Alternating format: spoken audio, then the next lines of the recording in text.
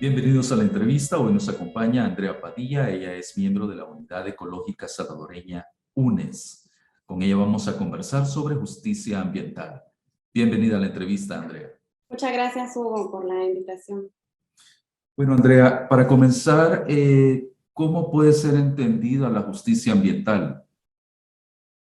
Bueno, el término justicia ambiental realmente lo podríamos definir como esa reivindicación social, ¿verdad?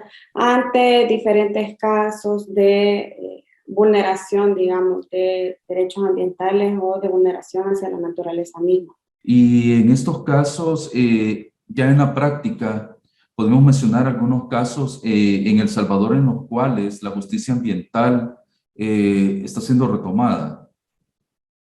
Sí, sin duda. Desde el quehacer institucional de UNES, por ejemplo, podría compartirte algunos casos. Nosotras tenemos trabajo territorial en la zona sur de Aguachapán y trabajamos con ecosistemas de manglar, ¿verdad? Pero, digamos, en toda esta parte de la cuenca baja del río Paz tenemos diferentes ecosistemas, tenemos bosques dulces y bosques salados. Al abordar todo labor de defensa y restauración ambiental, es importante tener un enfoque de cuenca. Al trabajar nosotras con manglares, vemos de forma más evidente ese vínculo o la dependencia que los manglares tienen del agua dulce, ¿verdad? Eso nos obliga a ver qué es lo que está pasando en la parte alta de la cuenca. En toda esta parte de la costa generalmente, y bueno, y esto se puede ver, digamos, en la mayoría de zonas costeras del país, se ha establecido de forma alarmante el monocultivo de caña de azúcar. Entonces, es bien sabido que este monocultivo, por ejemplo, tiene prácticas de explotación del agua que definitivamente no contemplan ni el agua que es necesaria para consumo humano, mucho menos el agua que es necesaria para los ecosistemas. Entonces, bueno, nos hemos visto, digamos, involucrados en procesos de defensa de ríos. Esto implica que entre algunos casos, remoción de represas que se han establecido, ¿verdad?, por parte de los cañeros, donde ahí establecen sus bombas achicadoras y están regando las 24 horas del día, ¿verdad?, a costa de dejar sin agua a las comunidades. Entonces, en esta zona, en el municipio de San Francisco Menéndez, logramos sentar ese precedente y que fue, digamos, una victoria, ¿verdad?, de justicia ambiental para las comunidades, porque logramos la remoción de estas represas y, bueno, con ello que fluyera de alguna forma más cantidad de agua en el río y con ello que alimentara al manglar, ¿verdad? Entonces, sin embargo, cabe decir que estos procesos en búsqueda de justicia ambiental muchas veces implican bastantes riesgos, ¿verdad? Y muchas veces también un desgaste hacia las personas que impulsan estas acciones, ¿verdad? Y que ello puede ir desde acoso, ¿verdad? Hacia liderazgos comunitarios, amenazas, porque esto también lo tuvimos, ¿verdad? Otro de los casos fue la deforestación. Esto fue en 2015, la deforestación de un área natural protegida en San Francisco Menéndez, que es el área natural protegida del Chino, que de hecho recientemente hemos tenido casos de incendios ahí. Entonces, un exalcalde estaba vinculado a la deforestación de toda esta área protegida y bueno, las organizaciones comunitarias fueron las que se organizaron y movilizaron para denunciar este tipo de acciones. Aquí nuevamente también se tuvo una victoria para estas organizaciones, ¿verdad? Porque se logró detener esa tala masiva de árboles, ¿verdad? Lamentablemente ya habían deforestado alrededor de 12 manzanas, pero digamos que se puso un alto, ¿verdad? Y también un componente esencial, digamos, de la justicia ambiental es cómo se retribuye, digamos, o cómo se visibiliza esa responsabilidad hacia estos depredadores, ¿verdad? En este caso de la deforestación en el Chino, se estableció una sanción económica hacia este exalcalde que tenía que desarrollar diferentes acciones, ¿verdad? Sin embargo, como decimos, del dicho al hecho, ¿verdad?, hay mucho trecho. Entonces, tuvimos ese documento legal que le ordenaba, digamos, a desarrollar diferentes acciones de restauración. Sin embargo, a la fecha no se ha visto, digamos, mayor cosa. Entonces, tenemos casos donde los podemos ver en el país, sin embargo, creo que todavía es algo que falta, que cuaje. Entre otros casos, Andrea, que nos podría mencionar y en los cuales en este momento se esté buscando justicia ambiental.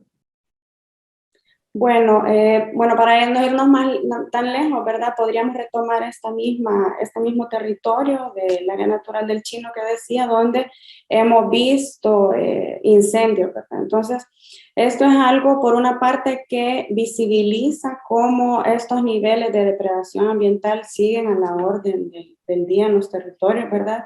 Y vemos también cómo esto visibiliza esa ausencia en el monitoreo o esa presencia constante de parte de las instituciones que resulta que, de acuerdo a los marcos legales, son las garantes de estas, o las responsables de la protección de estas áreas, como es el Ministerio de Medio Ambiente y Recursos Naturales, ¿verdad? Hay también, digamos, otros casos. Esta problemática de la caña de azúcar realmente la tenemos en todo el país, ¿verdad? La extracción del agua, pero también el caso del uso desmedido de agrotóxicos. Eso es algo bastante alarmante en nuestra realidad y que tiene un sinfín también de efectos, ¿verdad? Nocivos para la salud humana, pero también para los ecosistemas, ¿verdad? Y que lamentablemente es algo que va dejando rezago muchos años después incluso de que estos han sido implementados. Andrea, un caso muy emblemático en el cual se esté buscando justicia ambiental, pues ha sido o es el proyecto urbanístico Ciudad Valle del Ángel. Uh-huh. Entonces, aquí, desde su punto de vista, cuál es el procedimiento que se ha llevado, ¿verdad? Y también la lucha de muchas organizaciones civiles en pro del medio ambiente. Uh-huh. Bueno, lamentablemente pareciera que todos estos procesos, digamos, tienen a su base, generalmente la mayoría de los casos de depredación ambiental tienen a su base intereses, ¿verdad? Intereses que mayoritariamente son económicos y que siguen beneficiando, digamos, a un grupo minoritario con alto nivel de acumulación de capital, ¿verdad? Entonces, estas empresas que tienen también un sinfín de proyectos urbanísticos en diferentes partes del país se siguen enriqueciendo nuevamente a costa del despojo de los territorios y de los bienes naturales de la población.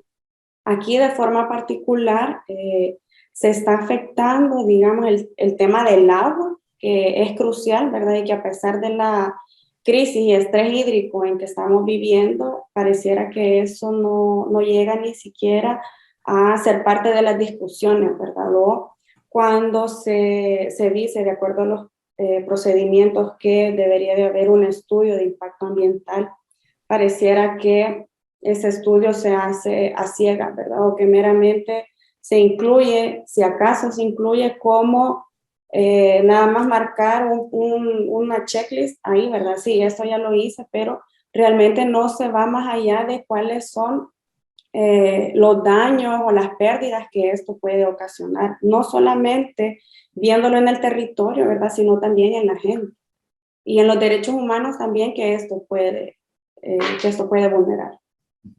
Hasta el momento, pues, por ejemplo, en el caso de la Unidad Ecológica Salvadoreña UNES, ¿cuál es la respuesta que ustedes pueden valorar de parte del Estado en este caso? Bueno, por una parte que, al igual que mencionaba en los territorios, pareciera que hay una ausencia, ¿verdad? O que a pesar de que la responsabilidad o el deber de estas organizaciones debería ser velar por el bien público, ¿verdad? Por el bienestar público, pareciera que siguen respondiendo a estos intereses privados, ¿verdad? Es decir, diferentes proyectos ahí están a la orden del capital, ¿verdad? Y esto lo que implica también o lo que visibiliza es esa necesidad de fortalecer esos mecanismos, esas políticas públicas, ¿verdad? Porque muchas veces están, ¿verdad? Pero o no se cumplen. Y en tal sentido también uno de los principales desafíos es cómo la población puede tener conocimiento de estos mecanismos para demandar o ejercer dichos derechos, ¿verdad? Entre ellos el principal o el que ahorita se ve fuertemente comprometido también es el derecho a la información pública. Es decir, hay muchos documentos o recientemente hemos visto medidas que, bueno, todo se manda a archivo secreto, ¿verdad? Entonces, es decir, ¿de qué forma vamos a tener acceso a esto, tener información, recoger estos insumos de qué es lo que está pasando? Y esa situación ha llevado también a que sean liderazgos comunitarios o en las localidades quienes se movilizan o quienes están diciendo, bueno, miren, denunciando, ¿verdad? Constantemente, esto está pasando en mi colonia, esto está pasando en mi comunidad. Sin embargo, como decíamos al principio también, hemos visto muchos casos de persecución a estos tipos de liderazgo, ¿verdad? De forma que es una tarea de alto riesgo. Ya ser defensor ambiental implica un alto riesgo para la persona.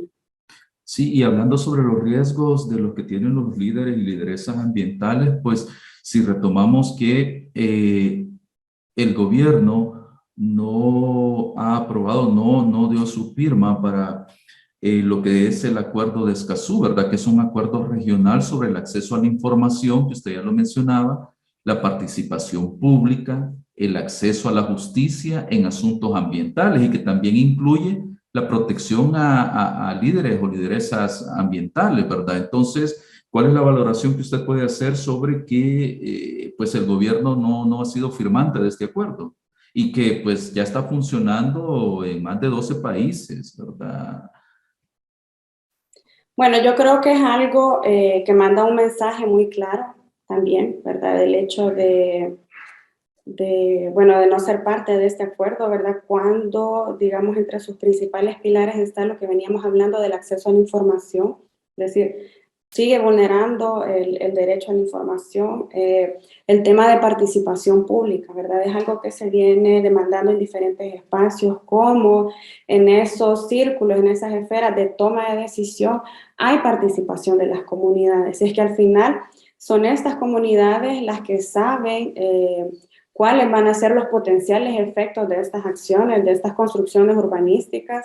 Y de esto es importante mencionar que generalmente se dice, sí, hubo participación, pero es de tener en cuenta también o cuestionarnos quién participó y en representación de quién, ¿verdad? Es decir, y aquí hay que hacer especial énfasis en cómo se garantiza la participación de las mujeres, ¿verdad?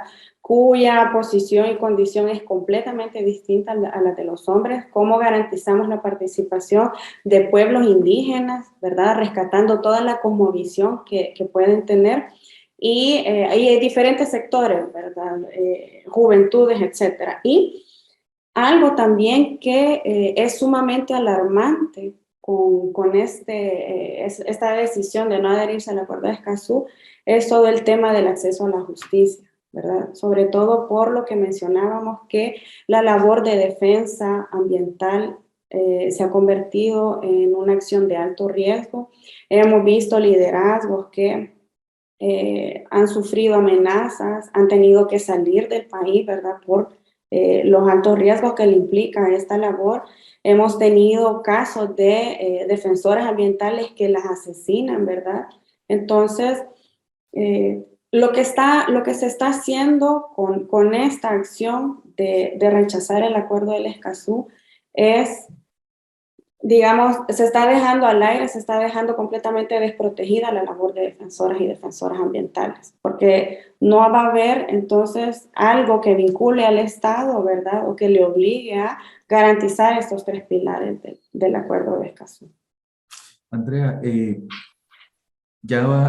movimientos ecologistas pues han señalado que entre los riesgos para la justicia ambiental en nuestro país pues está la reforma a la ley de la carrera judicial, ¿verdad? Esto ha permitido el traslado de jueces y magistrados de la Cámara Ambiental y para mencionar nombres, pues el magistrado Samuel Lizama, la jueza también, o magistrada Cecia Romero, ¿verdad? Que han llevado casos muy emblemáticos y en los cuales ellos pues están decretado medidas, ¿verdad? En diferentes, en casos muy especiales. Bueno, esto es como ese efecto dominó, ¿verdad? O al final se evidencia cómo se va vinculando todos esos puntos, ¿verdad? Es decir, aquí teníamos el acuerdo de Escazú a nivel regional, ¿verdad? Pero a nivel nacional, entonces, ¿qué es lo que está pasando? Si se ha visto que estos jueces, ¿verdad? O, por ejemplo, parte de las resoluciones de los casos que llevamos en el territorio, tuvimos resoluciones favorables precisamente por la labor que estos jueces hacían, ¿verdad? Entonces, de forma particular podríamos mencionar el juez Lizama, que evidenciaba cómo estas resoluciones realmente buscaban la protección de los territorios, pero también de quienes ejercían esta labor de defensa, ¿verdad? Entonces, así como se está dejando en el aire estos tres pilares que son base del acuerdo de Escazú a nivel regional, lo mismo se está haciendo a nivel nacional, es decir, se está dejando sin sostén, digamos, esos procesos que podrían acompañar a las comunidades en procesos de defensa, ¿verdad? Y lo que hemos visto también es que muchas de las denuncias que se hacen llegar no son retomadas o no tenemos respuesta a lo mejor en el periodo en que deberíamos de tener respuesta, ¿verdad? Y esto es evidente también de cómo el tema ambiental pareciera que no es parte de la agenda nacional, ¿verdad? Sobre todo parte de la agenda del gobierno. Y es preocupante también porque son organizaciones que deberían estar a disposición, al servicio de la población. Pero nuevamente vemos que pareciera que van a seguir respondiendo a ciertos intereses privados. Gracias, Andrea, por compartir esta información en el espacio de la entrevista. Agradecemos su participación. Y amigo televidente, le invitamos a que sigan con más del programa Miradas.